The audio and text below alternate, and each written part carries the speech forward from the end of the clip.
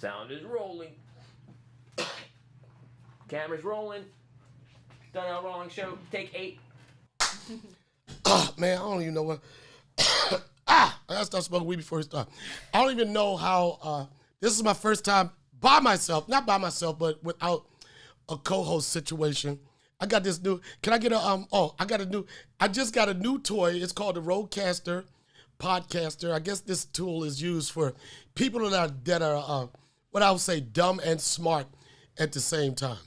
It's smart enough to be able to do a lot of things at one time, but it's dumb enough for anybody to do it. And when I say dumb enough, it's simple buttons like record. It's a button like intro music. It's a button for sound effects. I'm not trying to sell you the Rodecaster, but what I am saying is that it's about to change my life. And with anybody starting with anything new, you got to play around with the mechanics of it or whatever. So I feel like I'm doing a tutorial for like Rodecaster.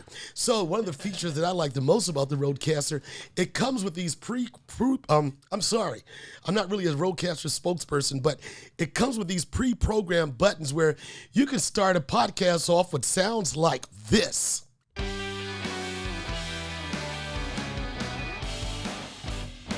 And it kind of makes you want to dance like Carlton Banks from Fresh Prince.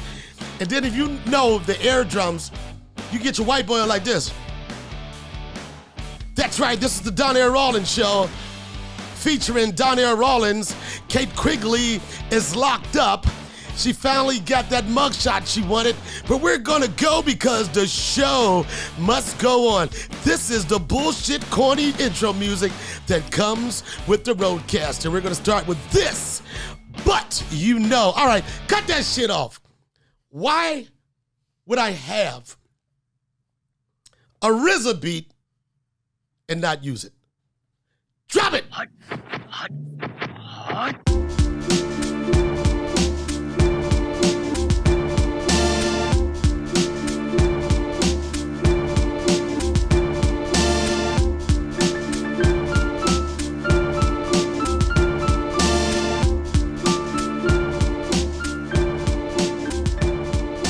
All right, so from the cold opening, and first off, I want anybody that's watching this, and hopefully it's a lot of people, and it is a lot of people. It's a tune of 21,000 people over 5 weeks. It's a tune of one podcast getting over 100,000 views. It's the tune of the Donnell Rawlings Man's show that outside of the show that Joe Rogan boosted has been one of our most popular shows. It's the sign of new development and new things. And I like to start off by saying, because I learned this from all the other podcast motherfuckers, people always like to try to promote their shows at the end, but sometimes you motherfuckers won't listen to the end. So I'm going to let you know that I'm performing this weekend at Caroline's on Broadway for 5 shows. 2 shows Friday, 2 shows Saturday, 1 show on Sunday. And I got some other shows. First, I like to introduce the couple of people that make this podcast happen. I like to call him Rick Rubin. Derry is in the building. He don't want to have he don't want to be on camera too much, but he looks fresh. He got a fresh haircut. Because before that, you was looking straight up like a pervert, son. I never wanted to say it, but you can tell you came out of your pervert mode because you took your fucking hat off. Still a pervert. Yeah, you're still a pervert. We'll get to that later. Oh, we got some perverty shit to talk about later. But let me say this, Donnell. Yeah. Let me just say one thing. I don't like to speak too much, but I do have my list of dream guests. I want to do what everyone does. Man, we don't got I got to do what everyone does, and I got to tell you who I want to see on the podcast. If you want. I got it right here. I got it. You do know. Whenever you want to hear it. All right, but you do know this, the podcast about absolutely fucking nothing, right? I'm just saying you might have a guest one day. And you do know that the hardest thing for anybody to start doing podcasts is to do is, hey, can you do my podcast? Can you do my podcast? I understand that. Okay, one question. Are you ever going to have guests on? Of course I'm going to have guests on. Well, I got my dream list right here. Okay, you got your dream list. But the reason I'm going to have guests, but the guests that I have on this show may not necessarily be the guests that everybody wants to see. And I'm going to say this. I'm going to say this. You got your dream list, but the guests that I want to see and the people I want to talk to are people that are exciting to me, people that have stories to share with me, and people that I find to be interesting. I was talking to Joe Rogan just like a couple days ago, and then I was like, again, thanking him for inspiring me to do this, whatever. But he started 11 years ago, and he told me, he said, Donnell, you doing the same thing that I did. We had a fucking limited budget. It was bootleg as hell. We didn't have no fancy cameras. We didn't have no guests. We just had us, and the most important thing is to always have fun. That's what he kept telling me, just have fun with it. Because he knew I've been scoring since some of the backlash and some of the other ones I've done. But I do get to the point that the podcast will build where we have guests, whatever. But I'm excited about talking to, like last week, we had an episode, and it became, and I'm going back to what I was saying earlier, became one of our biggest episodes. And the name of the episode was Manses. And it was only talking about friendships that I have with people and the stories that we share as being friends back and forth. So I introduced my super producer, thank you, from day one. Another young lady that I've been knowing for a long time, Javanta Roberts. She tried her luck at stand-up some years ago. It did not last long. She did 3 sets.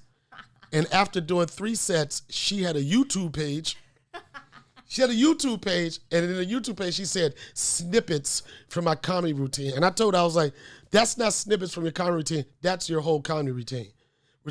But I consider her one of the dopest up-and-coming producers in Hollywood. She's down with dance. She's down with film. She's down with... oh, God. Can I say nice things? But, a young lady that I could call anytime and anything I need for her in regard to putting scripts together, keeping my stuff in order, and just being a good friend. And travels with me, helps me with my production and everything. She's sitting in to because I know me doing this, by myself, I probably need some help and some research and some things like that. So getting back to my schedule. Thank you. You can't just keep saying thank you for everything. But what I want you to do, if you could, look at my schedule, because only dates I know. I got a crazy schedule. I know I'm in Carolinas this week, and next week I'll be at the Stardome in Alabama. And I think after that, I don't know if I start the... You're on the Lit AF tour. Oh, yeah, the Martin Lawrence, Lit as Fuck tour, Martin Lawrence. That's coming up. But the easiest way for you to deal with this right now, go to donnellrawlings.com. You get a list of all my dates. You can subscribe to all the channels, all the platforms. You can sign my guest book to get some stuff that probably won't air on my YouTube channel. You can buy merchandise. You could do anything. What I'm doing right now is pimping you motherfuckers. So go to my website and get some shit. Buy some shit. Follow me. And if you've been following me, last year, I'll just say this, 2019 was a very good year for me. And I'm not saying that in a cocky way. I'm just saying it in a way of, after doing comedy for over 24 years and constantly considering yourself to be relevant, sometimes things start to click and things start to happen where you're like, oh shit, I think I'm about to go to the next level. Last year I had the opportunity to work with Tracy Morgan on The Last OGs. I had the chance to be on a Netflix show called It's Bruno that surprisingly was critically acclaimed. It got nominated for an Emmy. It was one of those projects where your boy call you and say, yo, I got this project. We don't got a lot of money, but you want to do it. And in cases like that, sometimes I consider them to be passion projects. It was a passion project that nobody knew how successful it would be, but it turned out to be something popular. Shout out to my man Slick for doing that, talented director, talented rapper and everything. It's Bruno. I did It's Bruno. I got a chance to work with Dave Chappelle on some very, very dope platforms. Toured him, had an opportunity to be a part of the Mark Twain Prize, which he won. And he had every reason to win the Mark Twain Prize.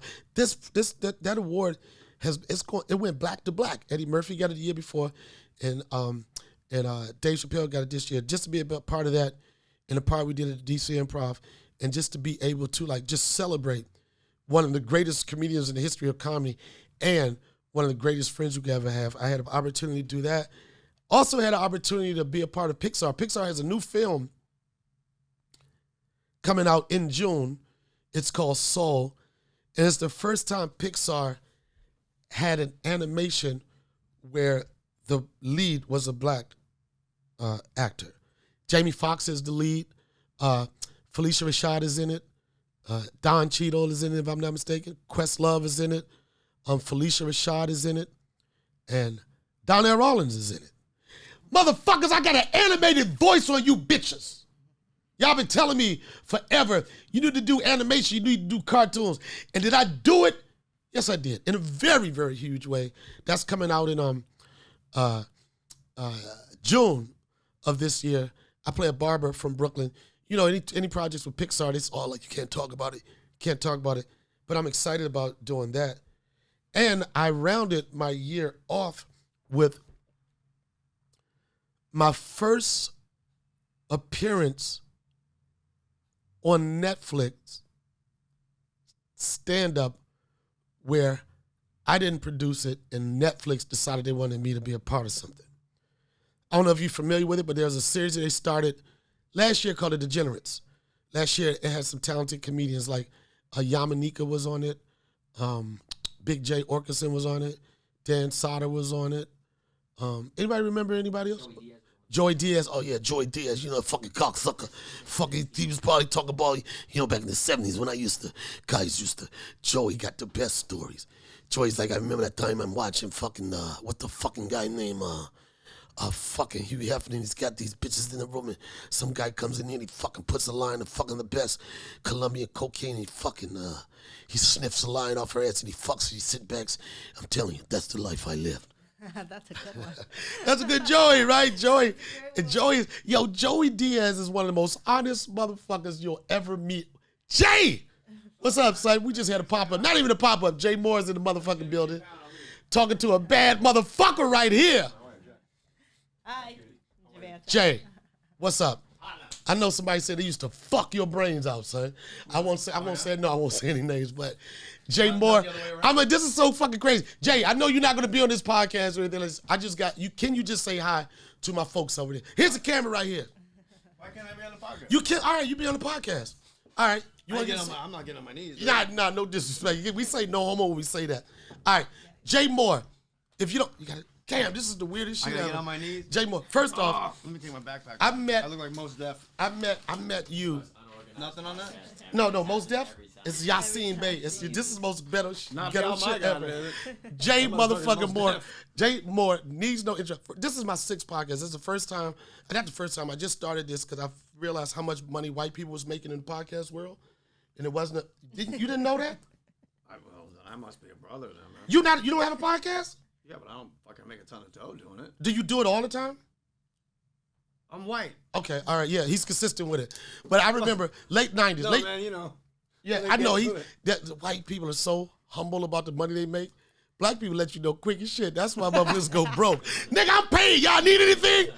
You ask white dude, how you doing? Well, I'm in a different position. New links and shit. Yeah, he got links and shit. Down the street, you're like, he got white people's shoes get old as fuck quick.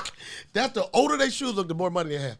But I remember, and I know you got it. You here at the I just improv. came to say hi. You just say I don't want to say hi. But I got this is my fucking first guest. It'll probably be the quickest guest. I remember. Really? And like today, yeah, it's my first. I don't do guests. I used to talk to myself. But Is he a guest? Nah, he's a producer, and she's a producer too. Guests don't get chairs? We didn't expect a motherfucking guest, Let me son. my number and let's bang something. All right, yeah, take the number down. But I just want to When we start doing guests, I got my dream. Nah, man, fuck your list, man. Fuck your list. All right, write it on the back. Sorry, Jay, you're not on it. Right, That right. was like horror movie loud. Yo, I just got to You actually just scared the shit out of me. Good. Oh my God, I didn't expect that voice. really quick. One of the dopest motherfuckers to do the stand up. One of the dopest motherfuckers go from stand up to doing film to playing serious roles to playing funny roles. And I came up the time Jay came up, and there was a couple of motherfuckers in New York when they went on stage. He was like, I think I'm gonna wait next week. Jay Mohr, Dave Chappelle, Jim Brewer, and Johnny and the round guy. What's the motherfuckers? Red Johnny and the round guy. Yo, Red Johnny, I'm telling you, this is when the Boston motherfucking comedy club was the dopest comedy club. They had the dopest fucking roster that used to work there. And if you were a bad motherfucker, you worked there. Everybody wasn't passed at the cellar. Some of the people that worked at the Boston Comedy Club weren't passed at the cellar. But when you talk about producing stars and motherfuckers, not just motherfuckers like, he has a good look. We talking about motherfucking rippers. Jay Mohr was one of them motherfuckers. I never really talked to you back then because I was still coming up, and y'all motherfuckers on the level where I was like, I'll be introduced to you from what I do in my career, you know what I'm saying, and what I do on stage. But I never got a chance to say this, but I always had the utmost respect and appreciation about you because you were back. I always feel like you and me Like, I came up to say hi to you because I'm like, oh, okay, I'm going to go say hi to Yeah. They told me you're upstairs. Right. Like, I was just, anytime I saw you on Chappelle's show, I'm like, my man. But that's what I'm saying. Like, So, yeah, we and never, that, like, hung out, though. the point I'm making is that, and my introduction to anybody always wanted to be not on like, hey, look at this guy. It's like, you catch me on stage one day. You know what I'm saying? And you see me start to develop, and you start to see me. And that's going to my point. The way you were introduced with me from the work I did on Chappelle's show, but you knew of me. And I think that's the best way to build relationships, offer respect to somebody for their craft and what they do. But that's what I'm talking about. I'm talking about the Boston Comedy Club Right. times, like 1992, 93, 94, 95. Like, Right. that's where I feel like I knew you. Yeah. Like, I don't, like, the Chappelle show to me is like some shit great that happened to my friend. Like how it, Right. But you're right. It's weird because, like, you and I never really, like, hung out. If we did, like, I remember, like Chappelle didn't really hang out either. It was No. like, if we were together, it was like Frosty was usually there, Yep. Kellyanne. When Frosty had hair, everybody had hair back then. No, Kellyanne, Faye. Yeah, I remember Kelly Faye. Yeah. For Soho Grand, right? Yeah. Yeah. She fucking always has good things to say about you, bro. Kevin Hart, I remember Yeah. being there for some reason. Like, Yeah. Weren't we on the same basketball team? No, we used to play. We used to go fucking play late night basketball. Did you do that? Chelsea Pierce. Yeah, Chelsea Pierce. We weren't on the same back. Fucking Colin Quinn used to play. No, I didn't play with Colin. Patrice O'Neal used to fucking go out there and shit. What was he, a stretch mark for? No, that was the black court. You never was invited. Y'all don't know if you was invited to the black court. But You heard my joke? I'm sorry. I just talked to, people always accuse me of How old talking are too you? much. I'm 33. Too old for me. Oh, wow. Yo! This Like pussy. What the fuck you mean? What do you? She's too old for you? My next wife's in 3rd grade right now. Nigga, I ain't mean nigga, but I mean it in a good you way. did. I meant- No, you know what I'm saying. I took So it are to you you. on a divorce right now? Did you just apologize, nigga, away from me? Yeah, I did. I'm sorry. I didn't mean to take tell you it that. back? Because sometimes apparently, That's validation. if you don't use it, oh yeah, my nigga. I say it on stage every show. What? Of course I do. Does it have a beat behind it? Nigga? Oh, son, drop a beat, drop a bomb on that. Yo, the N-word bomb, drop another N-word bomb. All right, no more motherfucking N-word bombs. And we gotta let it just calm down. Yeah, you can't stop it. You gotta calm down. If you want to cut Jay, image, no. You wanna get a chair? You want a chair? You gotta go to restaurant. I want to get back to it. You said she's in the 3rd grade. Are you divorced now? I said 5th grade, I think. 5th. Did I say 3rd? Yo, Said first third. off, it's disrespect. If you say anything that got grade in it, you going to jail. No, I'm not touching her now. Are you talking about? In 10 years, I'll be 60, right? Okay. What 60-year-old on his 3rd marriage marry someone his age? Man, I've been wanting to fucking talk about this so long. So let's talk about it. Okay, so here's Like the a thing. 60-year-old, you get a 20-year-old, you don't give a fuck if she can speak English. Right. You don't care if she scratches her balls. You don't give a fuck if she likes listening to Blueface or any of that shit. Hootie and the Blueface. I like Hootie and Blowfish. Only wanna be with you. I only want to be with There's so many you. great tunes. Come on. With a little love and some tenderness. So when you're 60, you're gonna marry a 20-year-old. I Right don't now know. she's 10. Yo, Jay, I don't know if Why is that disgusting? because It's math. she's not 20 years old anymore. I'm It's not ma- saying I'm gonna fool around with her kid. I'm saying when she's 20, right? That's 10 years from now. You know what, Jay? Right now she's what? How old? In 5th grade, you were 22. No. Come on, smarten up. Yo, Jay, I have to What's your say, name again? Javanta. Javanta. Yeah. Jay, I have to say, I had this. Cutie pie. She's Thank very you. attractive. Oh my God, that's all she likes to do is say thank you. She's like the chick kinda fucking girl. from Ridiculousness. What's up? No. I'm not. I know you're not. I know. I'm playing coy right now. She like out of rap. No, Jay, it's something that you said. I had this Wait, conversation it's a podcast, so why am I bending down to be on a fucking camera? because it's like nowadays the kids want a video podcast and the whole thing. Stanley Kubrick? You was able to get back up. You were able to get back up. Fucking knees are killing me. Oh man, that's not a good look. Lugging them fucking calves around. Oh. son. I don't want to do that, son. I don't want. I just work with Bobby. What's the fuck is that? Lee. Bobby Lee and Bert Kreischer, and I saw too much of them motherfuckers for 17 hours. Guys in worse shape that have to have their shirts off. No pants off, bruh. Not just shirts. They get ass naked. Where'd you go to the adult book? No, Bert has a new show. It's called Cabin with Bert, where he takes some of his friends and he spend a day with him out in the cabin. The way they pitch. camping? No, listen, this is how they pitched it to me. They pitched it to me like, you're gonna hang out with your friends, you're gonna go fishing, you're gonna go in the woods. And when I showed up, son, it was like they tricked the shit out of me. All I saw was ass and balls. And I had to let them know I am the most homophobic motherfuckers that Netflix has ever hired. I said that. White people have a different take on, they have a different take on what's fun and that's what's not fun. White people can put their nuts on each other's chins and be friends and be best men at their fucking weddings and shit. It was like we were just going through something. Sit down. Yeah. Oh, I'm fine. You said homophobic. You're not homophobic. I am. No, you're not. How you gonna tell me if I'm homophobic or not? So you're gonna explain to me. Well, first of all, the phobia is a sickness. Okay. So How do you afraid get the of sickness? something, it's a sickness. Like if you have arachnophobia, you're afraid of spiders. If I get a bucket of spiders, I throw. Like just me talking about it right now, you'd be like, ugh, you can't even imagine it. Right. It's so bad. The doctor gives you like Valium in case you might see a spider one day. Right. Doctors give you When fucking you see dope gay for people, anything. You don't go, fuck, get him. Like you know, gay. You're in show business. You know No, gay but I people. will tell you this. I have evolved into a different person. Then I wouldn't be like, but when I would say 20 years ago, 25 years ago, if I see a gay person, it made me laugh. You know what I'm saying? The first they're thing, funny. yes, I was like, this, that nigga gay as a motherfucker. Little dolphin shorts. That was even a segue you could use in a black club. You could say, this nigga gay and shit, like, oh, give him a show. So does that make me have a phobia? No, you're not afraid of them. Right. You just can't imagine being gay. I haven't imagined being gay. Well, right, because Right. you can't. Right. Like I can't. I don't know what the fuck, you know. But a phobia, the homophobia is like, I don't want you to ever be lumped in with people that are fucking scumbags like these Orange County racist assholes that are like, let me tell you something. I don't think worse than a fucking is a fire. Right. I understand that. Like no. Right. It's just not your thing. Like, but I don't want you to call yourself. I don't want anybody to hear you say you're homophobic. No, I had to hear people. They had to hear me say that after working with Bert Kreischer and Bobby You're Lee. not homophobic. But I just feel like I don't know, in my community, it's just like, I mean, they want to accuse me of being gay, but like if I'm around motherfuckers with their dicks and their balls out all day. No, well, you were at the camping thing is a fucking bizarre thing that happened. That's what I'm talking about. Right. Then what are you talking about? When you meet a gay guy, like you know gay comedians. Right. When you meet him, you don't like, oh, I got to meet this fucking guy again. He's gay. I hate No, him. not at all. Right. You don't, because you don't give a shit. Right. So you're not homophobic.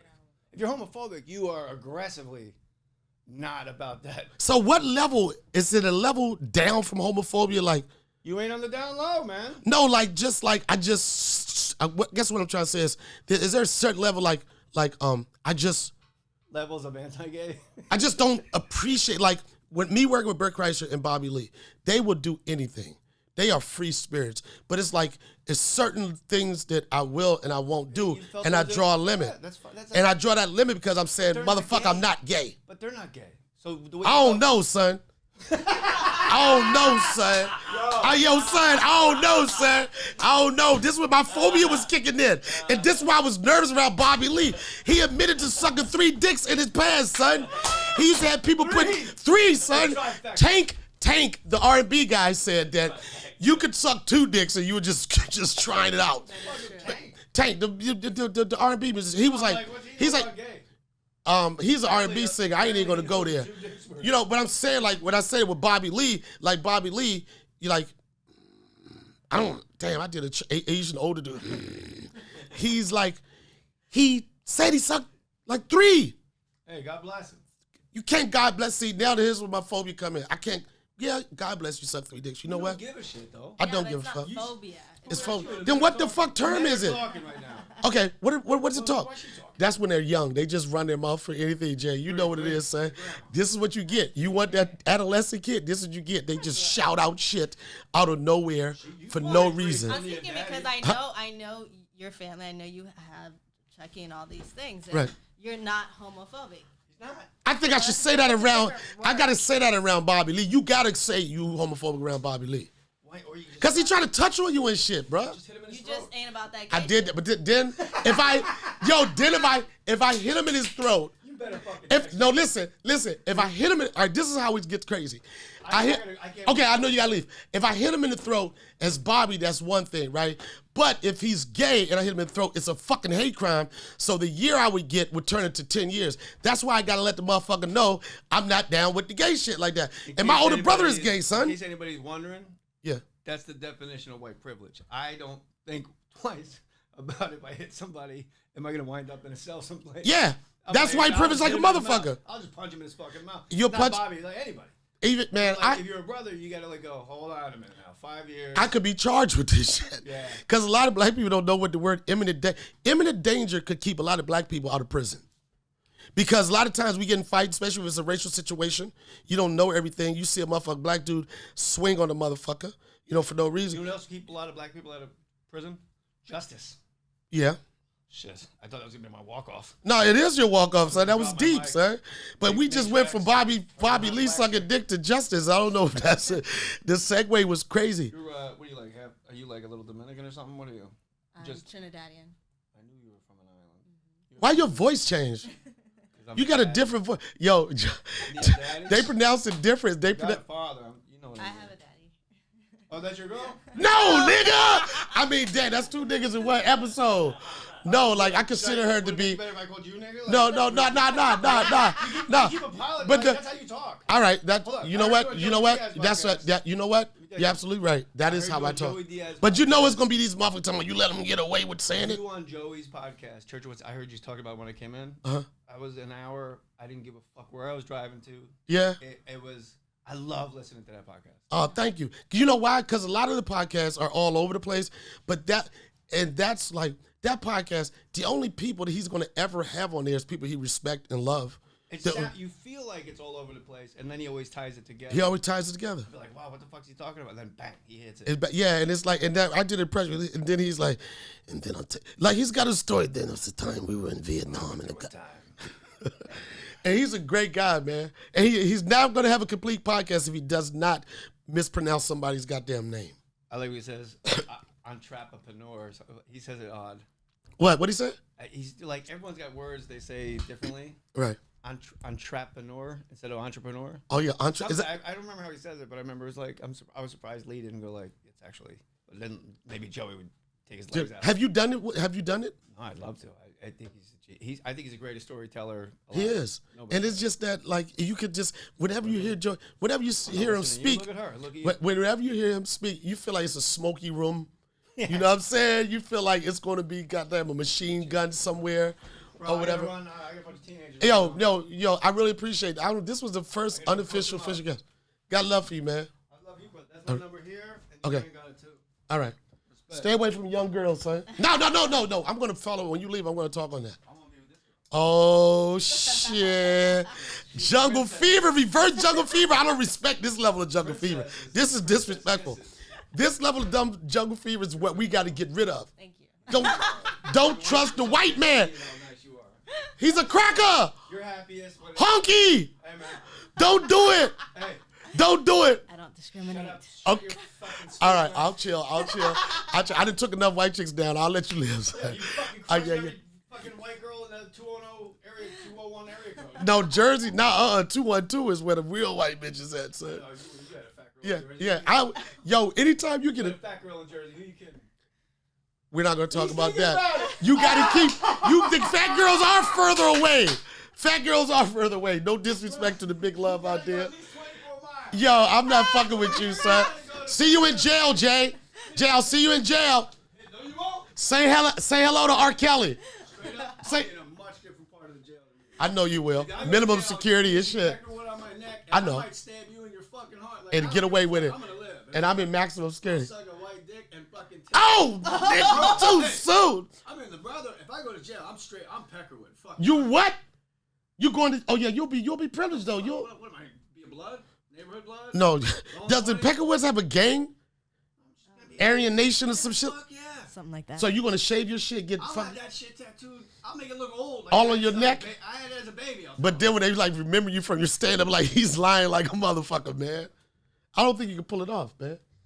That's the only way to be alive. You will, because you got a psychotic trait too, so you'll be good in jail. You do. Yeah, you got that don't fuck with him. This is my book, son. Come on, guys. I wrote a book. Get it together. This is a book I wrote. Leave the mic to stay on the... These are two friends talking. Yeah, this is bootleg. We can say whatever. If they can't hear it, they can't hear it. They see it. It's all good. Yeah, I got a book. I'm shouting because you guys are shouting. Oh, that's because I'm black. I just wake up I shouting. didn't know you had this. Yeah, my son? Yeah, I got a son. He's 4 years old. No, Overhead. you wrote a book, dummy. Yeah, I did write a book. It's been a process for a while, but I'm excited about it. I didn't know if you knew that I had a young son, because I had no kids for years where everybody else was just dropping. Huh? I just assumed you had a couple kids. I know. That's the point. I even talking. You go wrong. Oh, no, son. That's why I don't have no kids, son. I strap up, son. Never. I'm a strapper, son. Never. You never strap up? I'm going to get AIDS twice. It's so hard to say goodbye to my... He said twice. That's hilarious, son. He said twice. The stigma is dead. The stigma is dead. Jay Mohr, everybody. This is the second. Jay Mohr. Can you drop a bomb for Jay Mohr? That was kind of dope. Out of nowhere. Yeah, that was cool guy. We had an opportunity to find out how much Jay Mohr is a pervert. But I understood what he was saying, and I wasn't able to finish what I was saying, but he makes a point. If you know someone that's married, especially on man's side, you know, when they get that first divorce, them years, they chop that shit in half. A motherfucker's 45, 46. He's going through his divorce. His kids are damn near grown. I don't know too many cases where that dude is going to get somebody his same age. And I'm not like talking against, you know, dating someone or marrying someone that's close to your age. Like, in my case, people said, Donnell, why don't you date your age? I'm like, do you know what I get with a woman my age? My age? This age? You know what I get? She's going to have 3 kids off top. You're lucky if they all have the same dad. This is no disrespect. This is the reality of it. 3 kids. One of them little niggas is going to be locked up. One of them little niggas ain't going to like you. And one of the little niggas you're going to smoke weed with. Now, if I grow old with a bitch, and when I say bitch, I mean in the most positive, most respectful way I can say it. I mean, I don't mean like stank bitch, like, you know, the way my father would say it. If I grow old with a bitch, that's one thing. But I'm not going to start over, brand new, with an old bitch. I'm sorry, fellas, guys, girls, whoever's listening to this, that's just not going to happen. Take it for what it's worth. Jay Mohr said it. He said it in a very perverted way. He said it in a way where he probably get locked up, but that's just the case. But you can't take it too far. In the case of R. Kelly's attraction to younger women took it too far. And I don't want to be a spoiler to America or anybody that's listening to this, but history has proven that men like young bitches. I'm not saying illegal, but they do. And everybody that's listening to this podcast or watching me right now, and some guys, if you be honest with yourself, and especially, and I'm not making an excuse, and I'm not saying I'm down with anything, but every one of us probably been in a situation when you cruising, just looking, just sightseeing, just window shopping, and you see a chick, especially in Atlanta, where them R. Kelly bitches live. Them thick ones. They built different. They built like horses. And I know people are going to be like this, yeah, but what about her mind? If you're driving down the street, you don't see the bitch mind. You see her behind. And you like, oh shit, I'm about to go in. Because you don't know nothing about her mental or anything. You just see body, and men are attracted the physical traits are the first thing that attract you to somebody, and you pull up, you're like, oh shit. And she turn around and she look in your face and she got braces with rubber bands around them, mouth looking like Tekashi 6ix9ine. A motherfucker that have any heart, any soul, is gonna be like, you get caught up and you gonna be like this, whoa, nah, nigga. Let me get the fuck out of here. And you say this, I've said this, you know, bitch, I ain't going to jail fucking with that bitch. You'll say that. But then you got the Chesters, the molesters, that ain't enough. They will look at her, and this is women, some young women, take note to this. They try to bait you. They're going to throw the line out there. They see your youthfulness. They see that they can look in your face and tell that they could probably control your mind. And they'll throw the tester question. What's up, little girl? And the minute she say, look, this is what a Chester know he's got a hook in one. The minute she say, little girl, I ain't no little girl. I'm grown. A Chester is like, oh, got her. It's like fishing. You put that bait out there and it's boring for a while, and you like, I ain't gonna never catch it. Oh, I got this bitch. What's your shoe size? What size you wear? How your mama doing? Y'all need anything? Y'all got food in there? What do you want to do with your life? You thought about singing? You thought about acting? You thought about any of those things? And that's the hook. And that's the hook that's going to catch a young bitch. And usually these Chesters and these molesters, and I'll say R. Kelly being one, they target young women with issues. They target women with troubled souls. R. Kelly knew what type of bitches to go to. He knew the chick. If you look at it on average, they're not justifying anything. And people like, you're shaming and all that shit. But he knew.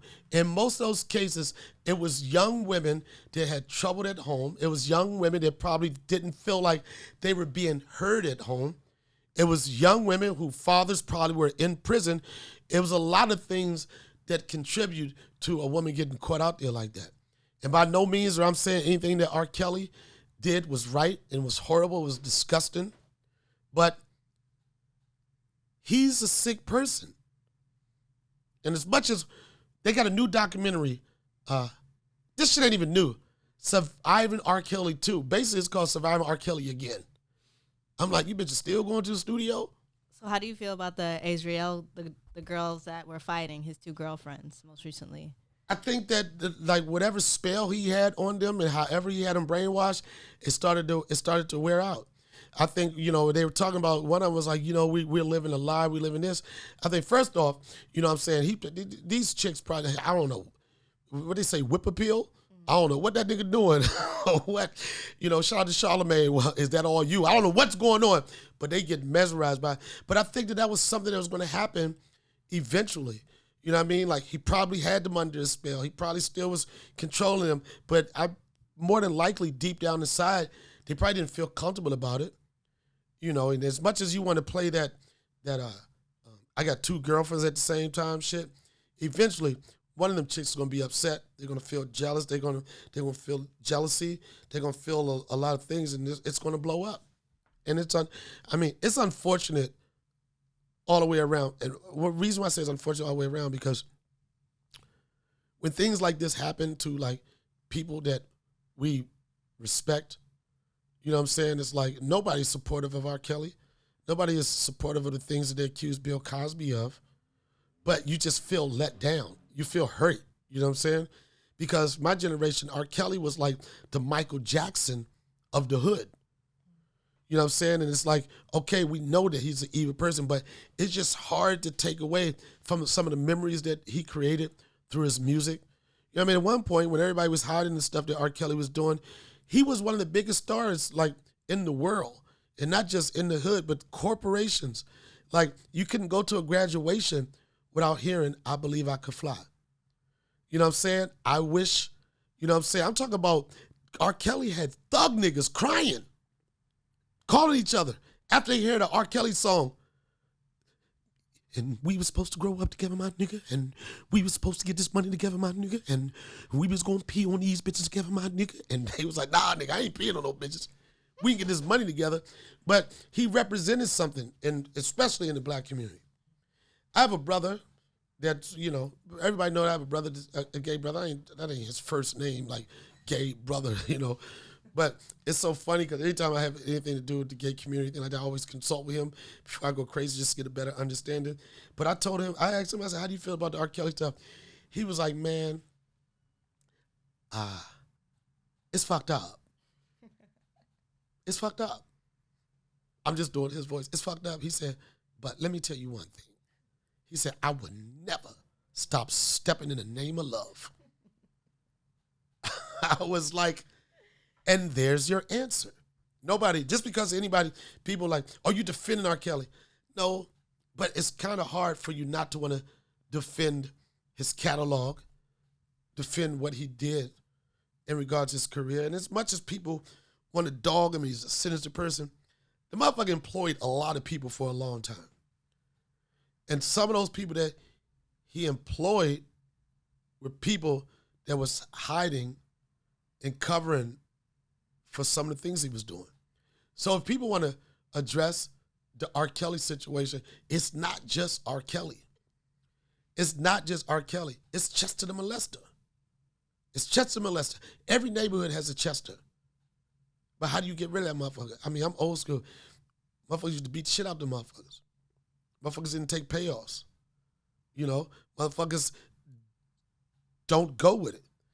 And that's, if you really want to, if you want to go at R. Kelly, you want to talk about R. Kelly, you need to talk about all the Chesters. There's a lot of them out there. R. Kelly goes to jail for whatever. You still got to protect your niece. You still got to protect your sister. You still got to do that shit. So, you know, that's my thought on it. But it's very interesting because I remember the first documentary, okay. The second one, I'm like, somebody's exploiting and someone's getting exploited. All right, Dream, Hampton, or whoever did it, whatever, we get it. Like, it's the same story. It's been the same motherfucking story for 25 years. You just, talking about assassinating your character, his character is completely dead. And that's a self-inflicted wound.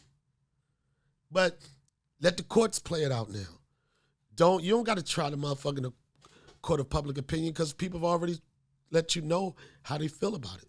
So let this shit play out. And now it's like, all right, it's like overkill, and it's gonna fuck up because these stories are gonna start getting shaky. The more people start talking, the more people talk, they're like, wait a minute.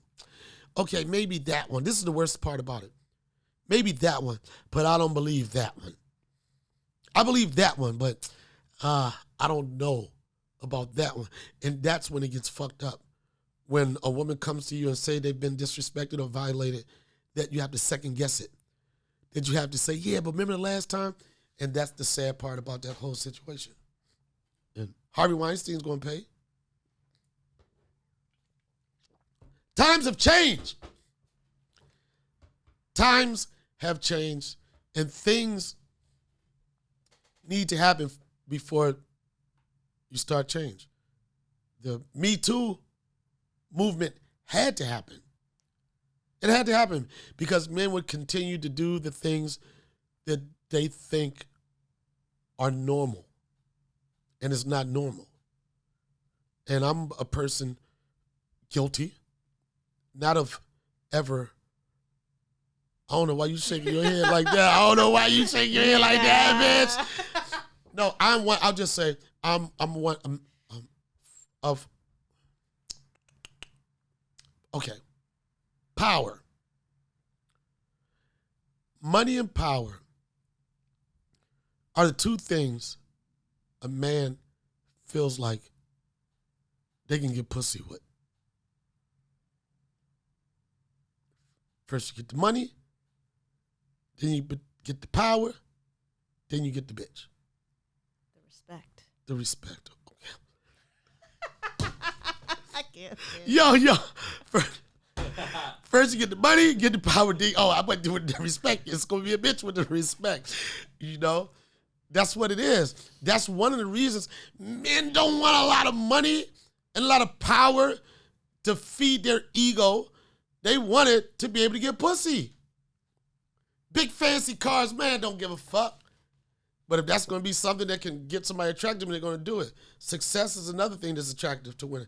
Money is attractive to women. Power is attractive to women. But with that said, you can't take advantage of it. And I know that men have taken advantage of it. I've taken advantage of it. Not forcefully or anything. I'm like, I attracted to you. You're attracted to me. I have an opportunity for you. Yeah. Can I get a little bit? A little bit. I'm not going to take it. I'm going to ask you for it, but I want this to help. I make $10 an hour down there. I want to get a raise for $15 an hour. Okay. Can you give a little bit? Just a little bit. Just a little bit.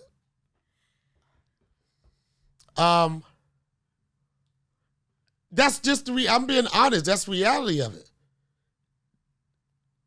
Did I ever take some pussy? No. Never had that situation. What are you doing? But have laid the foundation down for you to say, maybe a little bit. And the best thing about the Me Too movement is that little bit can give you a lot of bit of time in motherfucking jail. That's the reality of it. It's a barbaric way of thinking. It's an old school way of thinking, but things have to happen to evoke change. If it wasn't for the Me Too bitch that got violated, who started it, you know what I'm saying? To set it off. Something has to set it off. And it has to happen like in your face. Bam! We ain't got time to just figure it out. This is wrong, this is wrong, this is wrong. And then a lot of good people got caught up in the whole Me Too shit. You know what I'm saying? Like they got caught up in it in a way like all the Me Toos ain't the same. They just like, where are we gonna put these Me Toos? Put them all over there in one basket. All of them. Is one person was stupid. It was one person that was a director of this film or whatever that said, I'm gonna give you a role, and then if we can get something popping, like it's some ones that got caught up in it that wasn't just straight up sinister. Suck this dick, you get the part. Certain things that were implied, and that's the reality of it. And the thing that gets the movement so messed up is when you try to lump all of them into one thing. They're not all the same. Every case is different. Every case is different. I remember a time, this is how old school I am. I remember a time when jerking off in front of a chick was considered safe sex. That's how old school I am. I didn't touch you. You didn't touch me.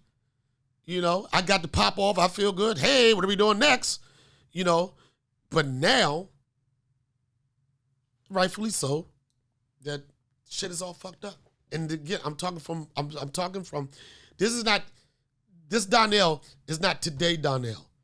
This is 24 years in the entertainment Donnell. This is the Donnell, that's the Donnell in high school. Man, when I was growing up, if Me Too was out and popping when I was in high school, half of my senior class would be locked up right now.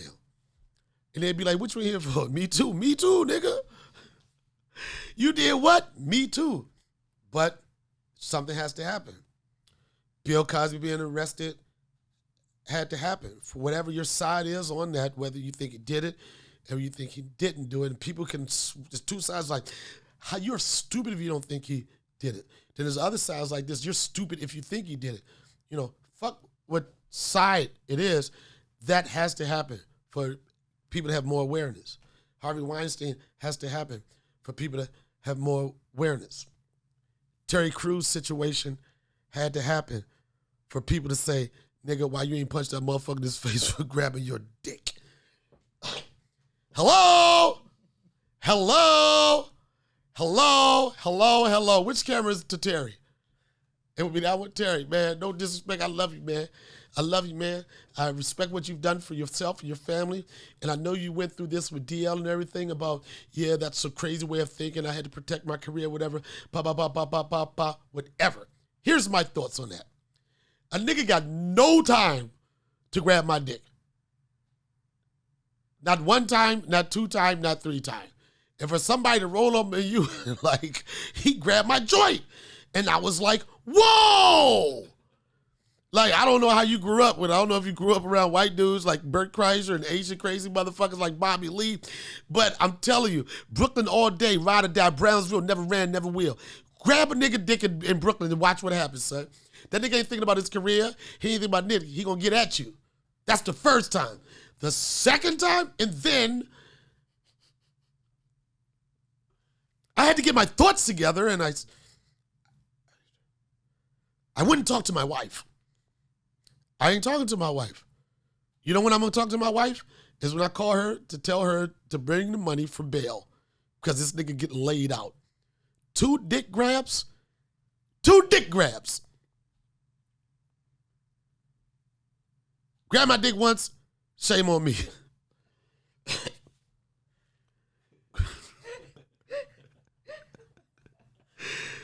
Grab my dick twice. Shame on you, son. What the fuck? And I'm not going to go home and ponder it.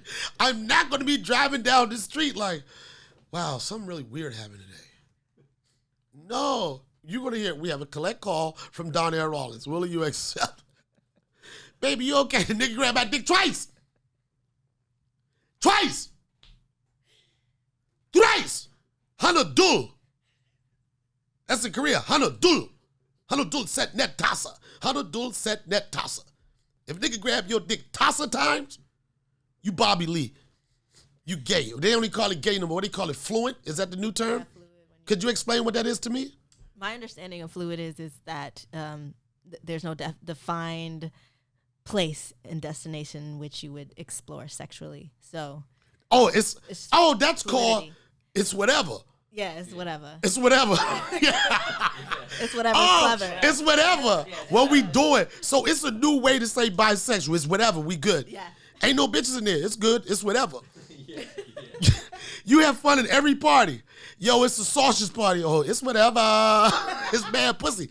Let's go. It's whatever. Okay, fluent. That's the name of it? Yes. So they're just rebranding.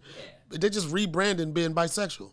Bisexual is cool as shit on women. Men, not so much. Yeah, but still, bisexuality defines it. Fluidity, there's no definition for it. So, do people judge you if you were a fluid motherfucker or fluidity? In this town, no. Oh, nigga, let's go to the real world. No, let's go. LA, you gonna get fluidity, asexual, bisexual, LB, CD, all the letters in California. Would people respect fluidity in the Midwest? I think in the Midwest, the younger generation they're more open to it. Right. I think X, is it Z? What's the generation? X, Z, Y? He don't know none of this generational shit. Okay, so yeah, the generation below my generation coming up under me, I think they're more open to it, and they're more exploratory in that world. Whereas the old heads, including myself, I can't. Oh, I thought you was. I'm so allergic to that word. I know you said the old heads, and I was looking at this paper. I was like, bitch, you better not be pointing at me. I'm sick of I'm sick of motherfuckers calling me an old head. You old head. I'm an old head, but I'm still would knock a motherfucker out. Goddamn George Foreman. I mean, on stage in his career, George Foreman was 50 years old when he fucking when he won the heavyweight championship of the world. So I just don't. The old head stuff, it just. I don't know. It's one of those things that you're going to have to come to terms with it sooner or later. You know what I'm saying? But you want to be a cool-ass old head. Yeah. You know, I like OG. OG sounds a lot better. Old heads are sexy to me. You know what? Let me explain something to you. Mm-hmm. You're a lot younger than me, right? Mm-hmm. And old heads are sexy to younger women till they've been in a relationship for a long time with them. At the beginning of it, your young girls always like, I like older men. I like older men. I like your little salt and pepper. I see you, little silver fox. I see you. That's like the first year. Then at the second year, like, old head, old ass nigga, old ass. You need some Geritol? You need a whip. Yo, they said it has happened to me, son. It has happened to me. I went from I was feeling good about being old. They be like this, old ass. You need to go sit your old ass down somewhere. They tell you to go sit down somewhere, and they be like, don't do that before you pop something. You about to pop something.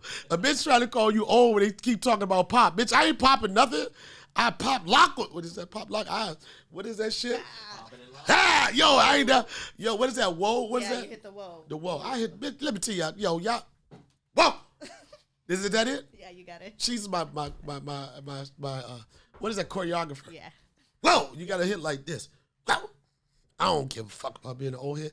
I give a fuck about being a dope motherfucker, and that's what I was. So, again, this podcast was all over the place. I was so surprised Jay Mohr came in and gave us his perverted history. I'm pretty sure the trolls are going to go crazy with his expression or the use of the N-word. You know what? To be quite honest, I didn't give a fuck. He didn't use it to hurt me. He didn't use it to disrespect me. And I know people wear their color like on their shoulders and everything. And I know the history I have with him. And I know what type of person. It didn't mean shit for me to hear him say that. You know, and you can say whatever the fuck you want. That's how I feel. Okay, so this is the first time. I kind of like this setup. Kind of like it. I miss Kate, dude. I miss Kate, too. Shout out to Kate. And the only reason, I just want to be clear, Kate is still a part of this show, but the only reason she's not here now is because she's a working comic and she got to go get that money. We tried to do something a couple days before. My schedule was all over the place. It couldn't link up. She couldn't be here. Shout out to all the people to love, respect Kate. I'm the same person. But you know this game. The show must go on. And I wanted to use this show as an opportunity to get in touch with my fans and talk to my fans. And earlier, I sent out a blast just because people always say, Donnell, we want to hear more stories from you. You got a million stories, but a lot of times I forget them or don't know how to bring it in. So, Javanta, you got my IG and some DMs of some questions. I'm sorry, everybody. I'm just getting over cold. I know y'all like, oh, that nigga was doing coke all night. It's so fucking cold. I have some questions. Why do you have to do that voice? Can you do more of like a reporter voice? I have Jay Mohr got you excited like a motherfucker. Because I know you like that white chocolate sometimes. Anyway, go ahead. I ain't picky. Right. So you have a question. The first one is, what is your joke making process? And do you think of the joke and then try it on your friends? What's your process? I don't have a process. My process is living life. You know what I'm saying? I think if you're out and about, if you're out, you meeting with people, if you're socializing, some people don't do that. Some people are really technical. My thing is like just live life. Because you hang around with somebody, and you know how you hang around somebody that's funny, and you got to say something funny, then somebody's like, oh, man, that could be a joke. So normally I just try to experience and enjoy life, and then funny moments and funny things that happen, then I recreate it, and then I'll recreate it on stage. That's my process. And usually if I think something funny, I'm like 9 times out of 10, it's going to be funny on stage. But when I first started doing comedy without doing a lot of comedy clubs or whatever, I would, like, if I had an idea or a premise for something funny, I would call my friends at work, and I used to always call motherfuckers in their cubicles, right? And I wouldn't tell them it's a joke. I would have the conversation, and then it would be so natural. Be like, oh, shit, man. You should think about doing that as a joke. And I'm like, bingo. So I used to try it on pretty much anybody that was, if you pick up the phone, I'm working my material. Got another one?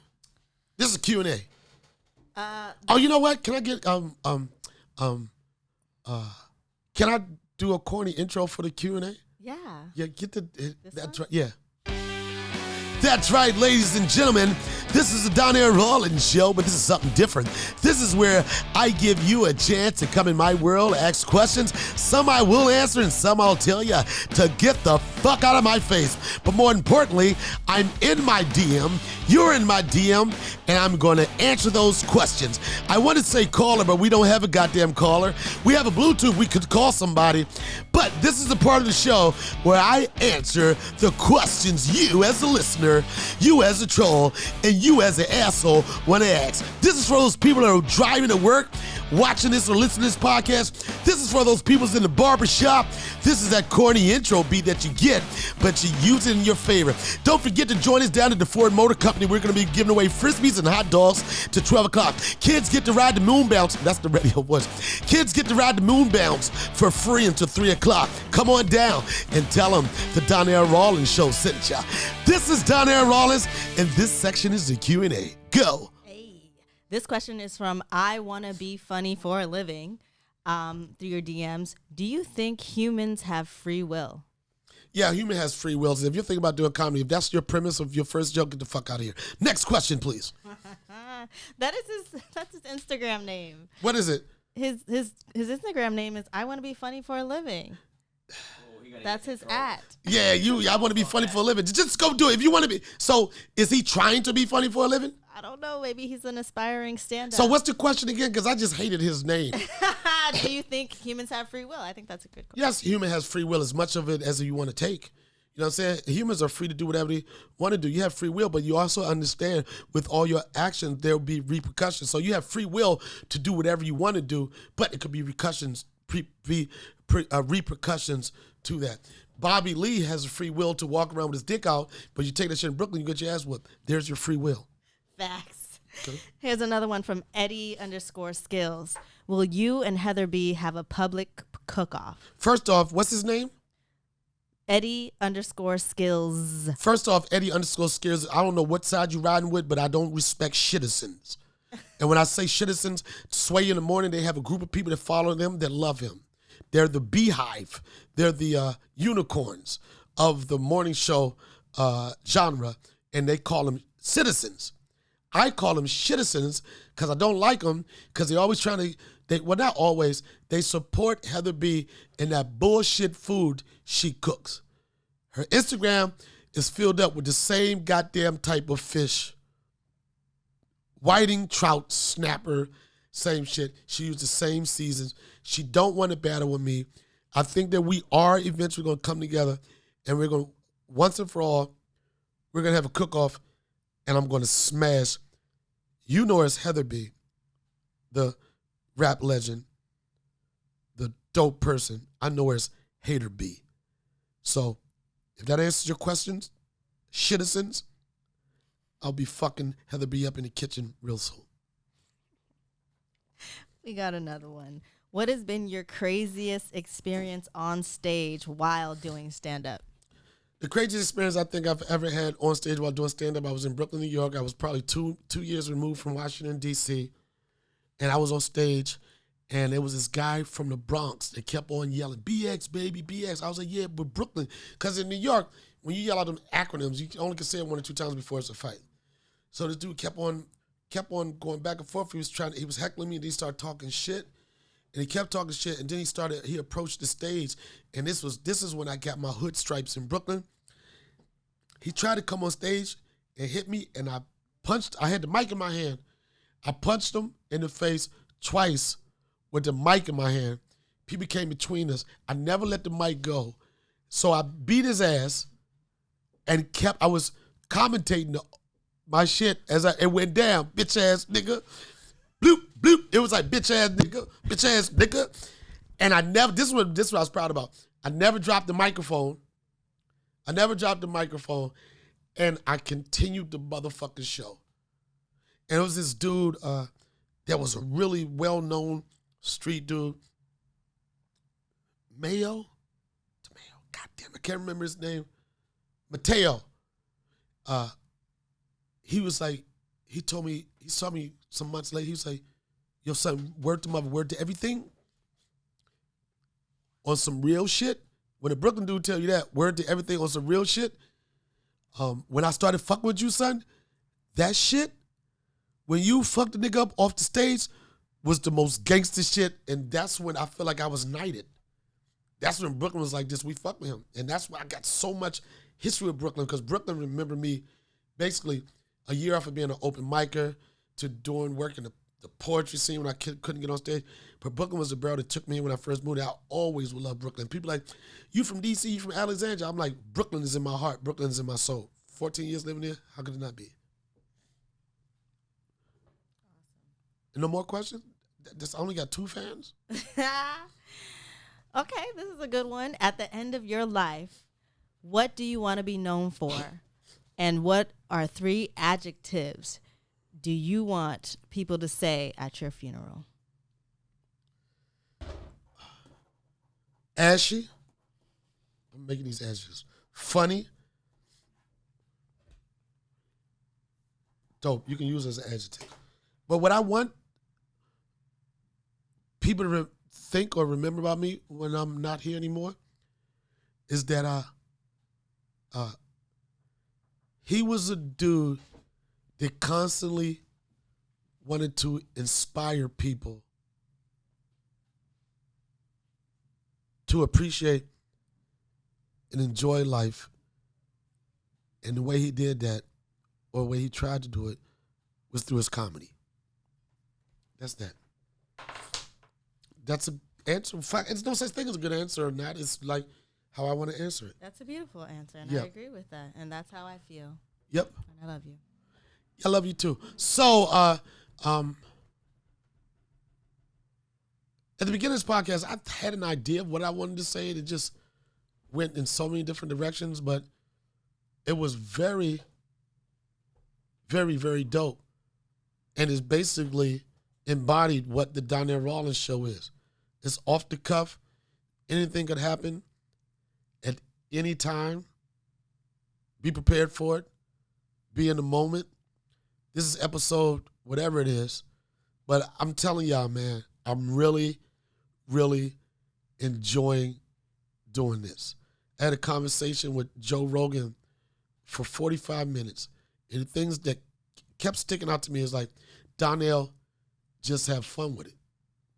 Just have fun with it and do you. He was like, have fun with it and do you.